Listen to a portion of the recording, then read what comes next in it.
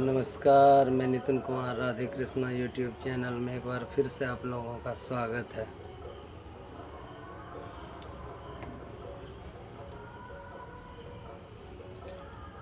जीवन एक नदी के समान है।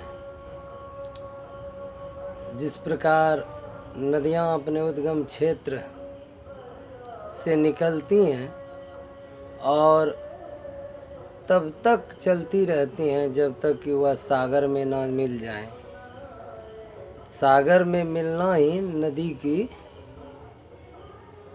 अंतिम यात्रा होती है। ठीक उसी प्रकार से जिस प्रकार से कि जब कोई शिशु जन्म लेता है और वो अपने सारे जीवन चलते रहता है और अंत में जब उनकी यात्रा समाप्त होने वाली होती है, कहने का अर्थ है कि जब परमपिता परमेश्वर से मिलने की आत्मा परमात्मा से मिल जाते हैं, शरीर का त्याग कर देते हैं, तब मानव जीवन की यात्रा समाप्त होती है।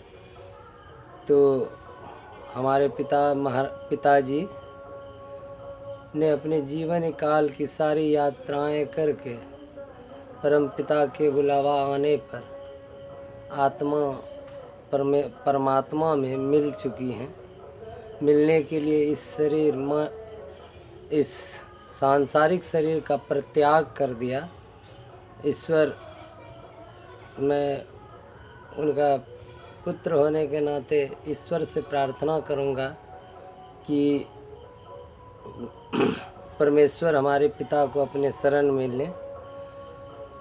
जीवन की यही सच्चाई है कि जिसका जन्म होता है उसकी मृत्यु भी तय है। फिर भी मनुष्य इस माया लोक में आता है तो सारे शोक दुख ये सभी उनको झेलने पड़ते हैं।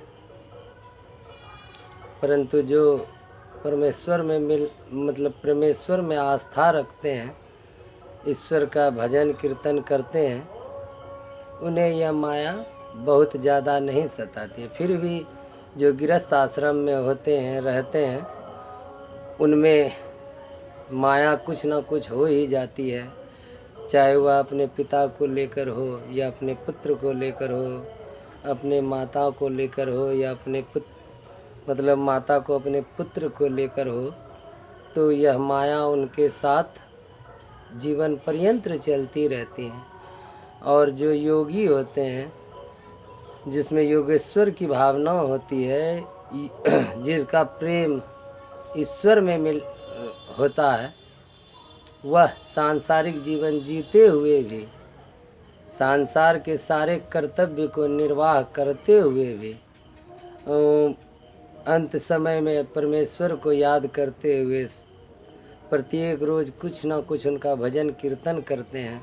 और भजन कीर्तन के माध्यम से ही जब वह कहने का अर्थ है कि जब वह अपने जीवन के अंतिम पड़ाव पर आते हैं, तो जो योगी होते हैं, जिन्हें इस बात की अनुभूति हो जाती है कि अब वह इस माया लोक को छोड़कर परित्याग करने वाले हैं, तो वह अपने आप को संपूर्ण रूप से उस परमपिता परमेश्वर में लगा देते हैं अपने योग के बल पर। और उसी योग के कारण जब वह इस मायावी शरीर को, इस सांसारिक शरीर का परित्याग करते हैं, तो उसके उपरांत वह उनकी आत्मा स्वयं परमपिता परमेश्वर में विलीन हो जाती है। इन्हीं को मोक्ष कहते हैं। ऐसा श्रीमद् भागवत गीता में अर्जुन को भगवान श्री कृष्ण समझाते हैं कि यदि मनुष्य चाहे तो अपने सांसारिक गृहस्थ आश्रम के सारे कर्तव्यों का निर्वाह करते हुए भी उस परमपिता परमेश्वर में लीन हो सकते हैं। उनकी मोक्ष उनको मिल सकता है।